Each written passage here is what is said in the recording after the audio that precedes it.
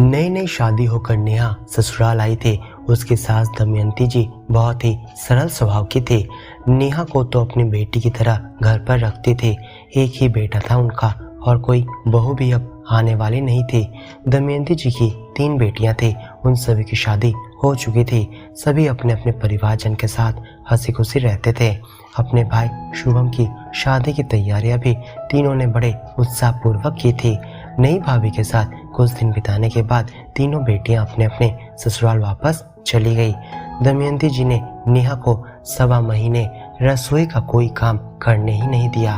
कहती रही, बाद में तो तुम्हें ही करना है। 1.25 महीने बीत जाने के बाद पहली बार जब नेहा ने खाना बनाया तब दमयंती जी ने भी नेहा की खाना बनाने में मदद की। खाना टेबल पर निकाल दिया गया था।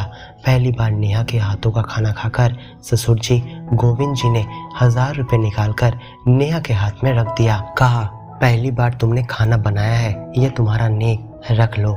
नेहा रसोई में अब रोज खाना बनाने लगी, पर न जाने क्यों आजकल गोविंद जी खाना खाते खाते उठ जाया करते थे। कभी कभी तो यह भी कह देते कि आज मन नहीं है, मुझे मट्ठा रोटी दे दो बस। लगभग 1 हफ्ता बीत गया।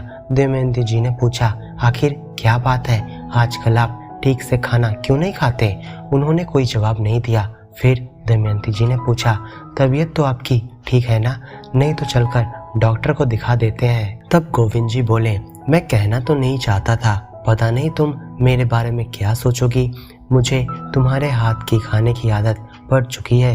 बहू के हाथों की बनी सब्जी मुझे पसंद नहीं आती, पर उसको यह बात तुम मत बताना, उसे बुरा लग जाएगा। दमयंती जी थोड़ा मुस्कुराई और फिर बोली, शायद मेरे भाग्य में आराम का सुख नहीं है।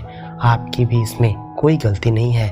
आप 40 सालों से मेरे ही हाथों का बना खाना खा रहे हैं, वही स्वाद आपकी जुबान पर चढ़ा हुआ है। गोविंद जी ने भी हंसते हुए कहा, तुम्ही ने मुझे चटोरा बना दिया है। हाँ, तुम जिस तरह सब्जी बनाती हो, नेहा को भी उसी तरह बनाना सिखा दो। दमयंती जी ने इस बात पर हामी भरी। अगले दिन रसोई में दमयंती जी ने भिंडी धोकर काट ली थी और जब नेहा किचन में आई तब उसे अपने पास बुलाते हुए कहा, देखो नेहा, हमारे यहाँ सब्जी बनाने का अलग तरीका है, आज मैं अपना तरीका सिखा दूंगी। नेहा भी खुशी से सीखने को तैयार हो गई। शाम को उसने सासू माँ से ही पूछकर लौकी की सब्जी बनाई। जब सब लोग खाना खाने बैठे तब गोविंद जी ने लौकी की सब्जी दमयंती जी की प्लेट में डाल दी। दमयंती जी समझ गई कि उन्हें नेहा के हाथों की बनी हुई सब्जी पसंद नहीं आ रही थी।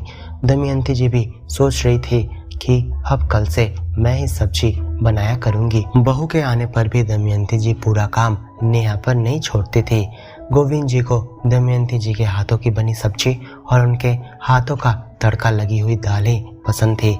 बहू के आने के बाद भी दमयंती जी पूरा खाना बनाने का काम नेहा पर नहीं छोड़ सकी और नेहा को यह बताना भी उन्होंने ठीक नहीं समझा कि उसके हाथों की बनी हुई सब्जी और दाल ससुर जी को पसंद नहीं है। अब दमयंती जी नेहा को बस यही कहती कि बहू, रोटियां ही सिर्फ बना दिया करो, सब्जी मैं बना लिया करूंगी।